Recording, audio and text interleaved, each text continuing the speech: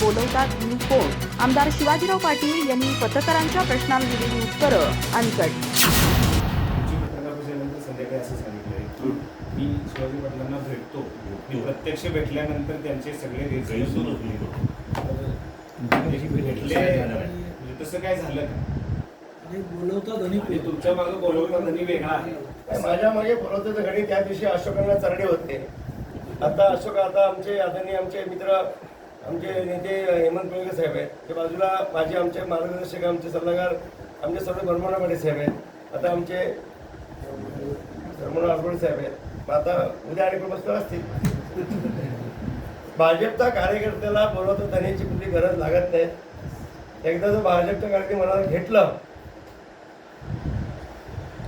आणि याला मग शांत बसत नाहीत. आणि राज्याचा सक्षम असा मुख्यमंत्री साहेब देवेंद्र फडणवीस साहेब ना खाऊंगा ना खाणे देऊंगा हे त्यांची ओळख मी सांगण्यापेक्षा अख्ख्या महाराष्ट्र जनतेला माहिती आहे, देशाला माहिती आहे. आणि असा खणखर नेता असणं आम्हाला भीती कोणाची?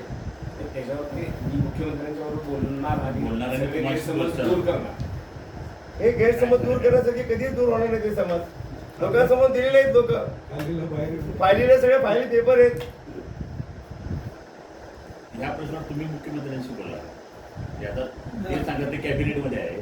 ते म्हणतात आम्ही मुख्यमंत्र्यांशी बोललोय आणि तुमच्याशी यापूर्वी बोललोय. काही गैरसमज आहे तेव्हा मुख्यमंत्री साहेबांनी जर यात भाग घेतला तर तुमची भूमिका कशी आता जी आहे हे स्पीड ते राहणार का?